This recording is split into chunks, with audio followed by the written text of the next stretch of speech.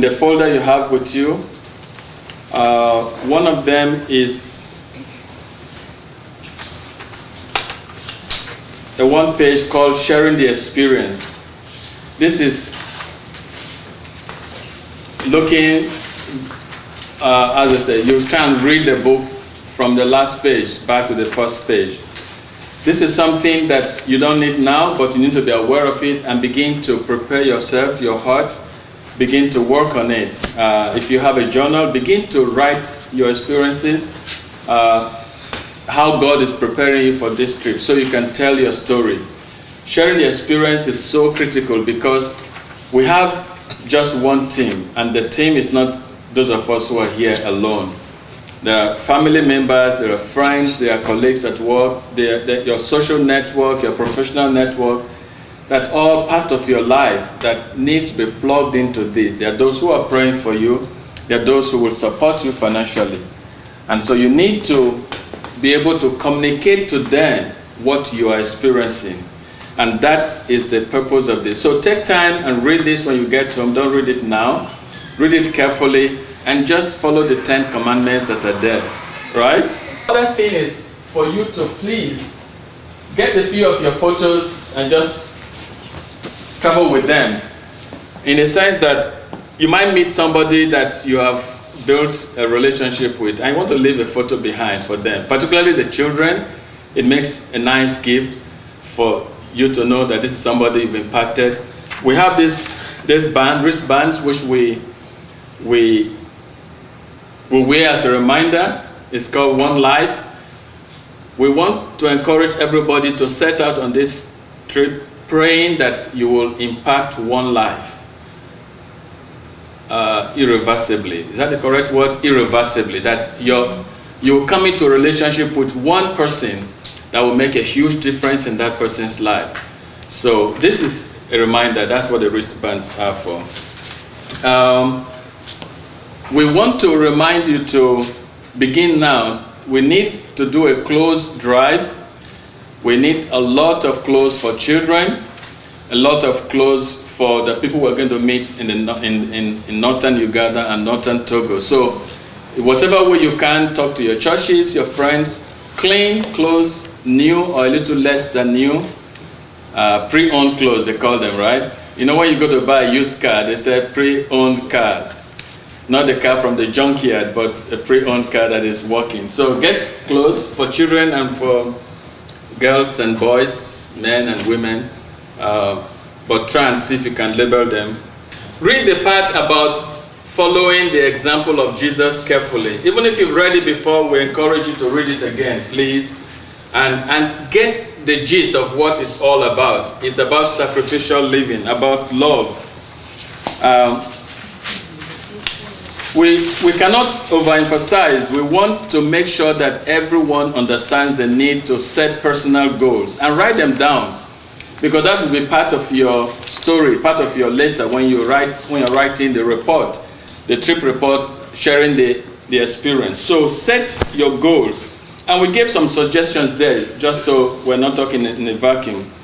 We're going to talk about the programs there later on, but set your goals very, very clearly.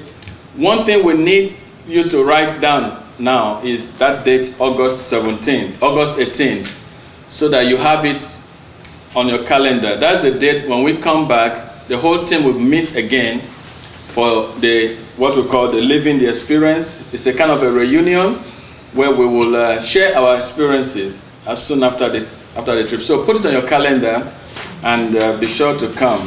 Vacation to the Bahamas, or you go on a vacation to some exotic location in the world, you will enjoy it, but it's not likely to change your life, as to change your perspective of life and give you a sense and a purpose in life as a mission trip. And the reason the mission trips usually make such an impact on people's lives is the preparation that goes into it. Like we've just had this morning, of being able to surrender yourself and say, God, here is where I am. I'm not perfect, but I need your touch upon my life. I need you to change me. I need you to do something in me that will change the course of my life. Not necessarily for the worse, but you will get a sense of this is what God wants me to do for the rest of my life. So a lot of people have gone on a mission trip and have gone on to careers as missionaries because they felt the tug of God on their hearts and they just followed after. So that is what makes a mission trip unique. It's not the fact that you caught the plane and you ate different kind of food, or you went to sleep in a different bed. That's not what makes the difference. What makes the difference is the heart preparation. So we're trying to emphasize that spiritual preparation is very, very critical. We require that every team member should read the book of Romans. So you need to spend time to read and study that book of Romans. And it's beautiful. And begin to write a journal for that. Thankfully, we're all young people, so it's not a big deal.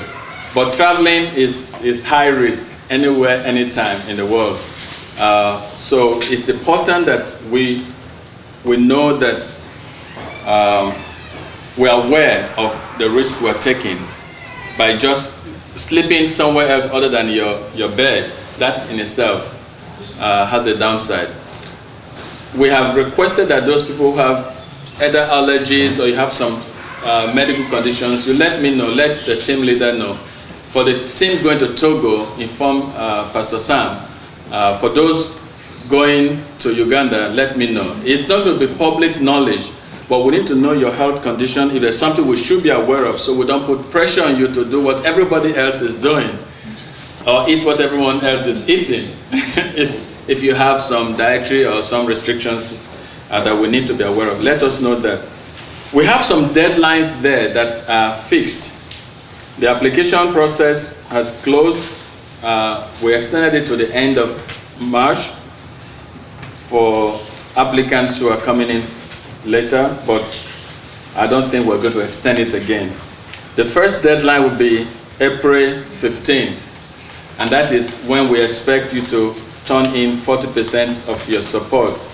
That we might allow to slide as long as you're able to meet the next deadline, which is May 15th.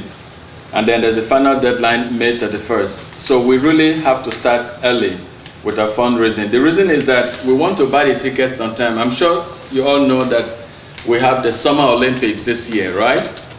So that's affecting the fares, the airfares already. So we want to try and lock in the low rates before the trip